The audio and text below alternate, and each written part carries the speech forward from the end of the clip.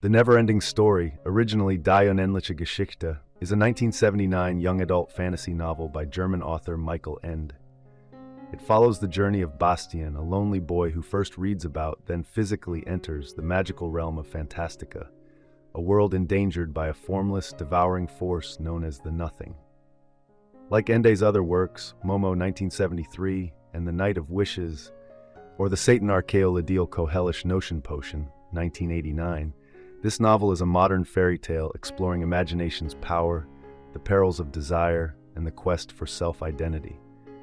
Bastian Balthazar Bucks is an awkward boy, grieving his mother's death and fleeing bullies at school. He escapes into a bookstore, where he is drawn to an unattended book titled The Neverending Story. Unable to resist, Bastian steals it and hides in the school attic to read. The story he discovers is set in Fantastica, where a band of fairy tale beings journey to the ivory tower to seek help from the childlike empress. Threatened by the encroaching Nothing, a blankness that consumes all, the group hopes the empress can save their realm. But the empress is gravely ill and needs a new name to survive. Her centaur doctor, Chiron, enlists Atreyu, a young hunter of the green-skinned buffalo people, to find a cure.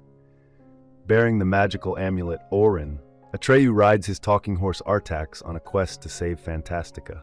After Artax dies in the swamps of sadness, Atreyu consults Morla, an ancient giant turtle, who tells him the Empress requires a new name, one only a human child can provide. Guided by Morla's words, Atreyu journeys toward the southern oracle, Uyalala, braving deadly creatures like the spider Ygrimmel and the luckdragon Falkor. Passing through 3 mystical gates, Atreyu meets the invisible oracle, who reveals the truth. Only a human child can save Fantastica by naming the Empress anew. Atreyu and Falkor set off to find the boundary between Fantastica and the human world.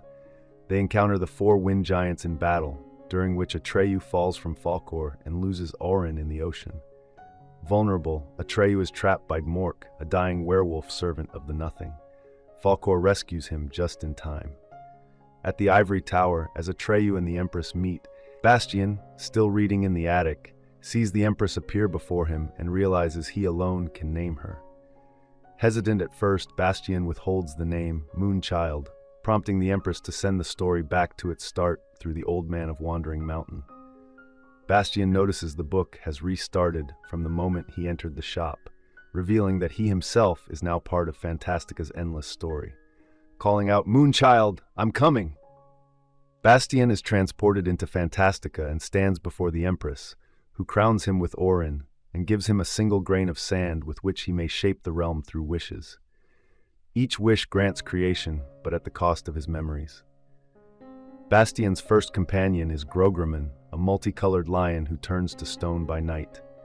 Grograman gifts Bastian a sword that fights only when unsheathed and urges him to discover what he truly desires. Seeking connection, Bastian journeys to Amarganth, where he is hailed as Fantastica's savior. There he defeats the knight Hinrek, befriends Atreyu, and shares tales with the townsfolk. Wishing for joy, he transforms the sorrowful Akaris into the playful Schlamoofs, the everlasting laughers. Together with new friends, including Atreyu and Falkor, Bastian travels across Fantastica toward the ivory tower. Yet his wishes erode his memories and twist his desires toward power. Concerned, Atreyu asks for Orin, but Bastian refuses. The group faces dark forces led by the sorceress Zaid, whom Bastian eventually trusts despite her manipulations. By journey's end, Bastian chooses to rule Fantastica alone, banishing Atreyu and Falkor. A conflict erupts. Bastian wounds Atreyu but soon realizes the devastation he has wrought. Alone, Bastian wanders Fantastica's city of old emperors, where lost humans reside without memories, and the Iskalnari, who lack individual identities. Craving love and selfhood, he meets Dame Aola, a nurturing plant woman, and Yor, a blind miner searching for forgotten dreams. With their help, Bastian seeks the water of life, which can restore his ability to love and return him home. However, stripped of memories, Bastian's dream picture disintegrates. Rescued by Atreyu and Falkor, he surrenders Orin, which reveals the water of life's hidden pool. Initially barred, Bastian gains entry when Atreyu speaks for him. Immersed in the water, Bastian reclaims his true self and joyfully accepts his identity. Atreyu promises to continue telling the tales Bastian began. Returned to the human world, Bastian deepens his bond with his father as they grieve together.